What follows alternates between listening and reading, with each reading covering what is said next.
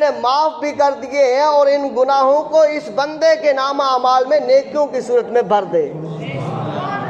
ہائے ہائے، فرمایا وہ نیکیوں کی صورت میں اس بندے کے نامہ اعمال میں لکھ دیے جاتے ہیں۔ آج وہ روتے ہیں، آج اس کی بارگاہ میں مانگ لیجئے، آج جو ہے وہ گناہوں کی بخشش مانگ لیجئے، آج اس کی بارگاہ میں توبہ کر لیجئے، تو اللہ تبارک و تعالیٰ توبہ کو قبول فرمانے والا ہے۔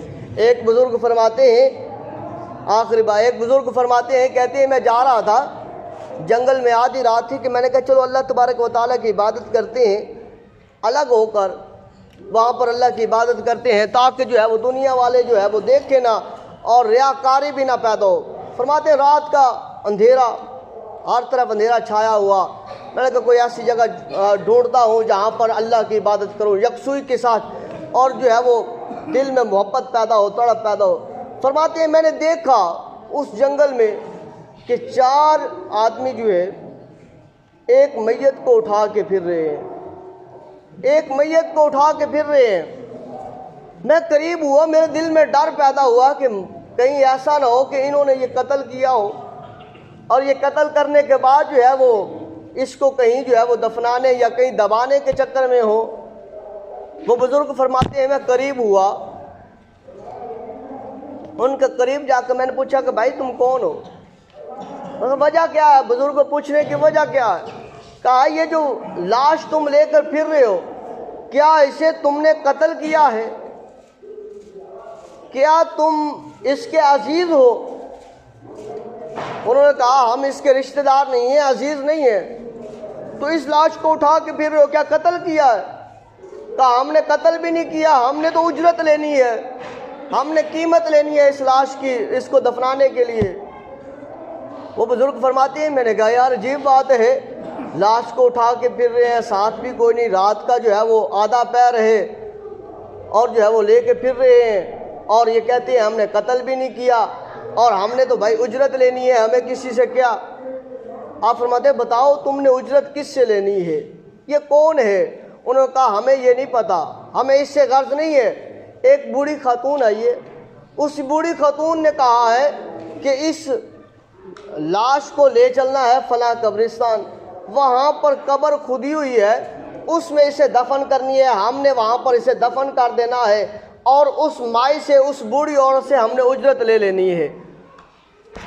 وہ بزرگ فرماتے ہیں میں بڑا حیران ہوا کہ عجیب بات ہے، عجیب بات ہے کہ اسے دفن کرنا ہے اور اس کی بھی اجرت لینی ہے۔ آپ فرماتے ہیں چلو بھی میں بھی ان کے ساتھ ہو لیا، میں نے کہا چلو بھائی تمہارے ساتھ چلتا ہوں، دیکھتا ہوں کہ تم کیا کرتے ہو۔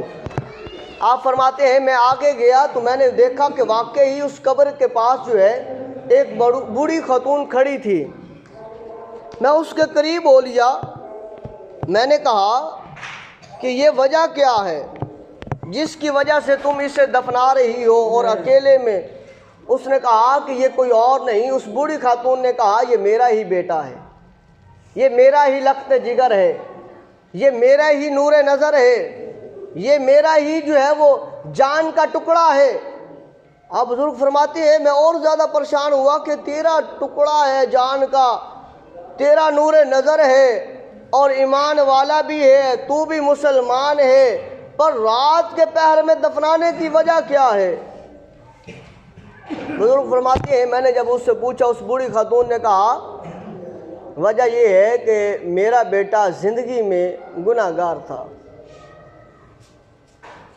گناہوں میں مبتلا رہا، گناہ کرتا رہا، پر جب وقت اخیر آیا نا، اس میرے بیٹے نے میرے پلو کو پکڑ کر کہا ماں میری یہ 3 وصیتیں ہیں اور تو کوئی نہیں ہے جو ان کو پورا کرے گا، ماں میری ان وصیتوں کو پورا کرنا۔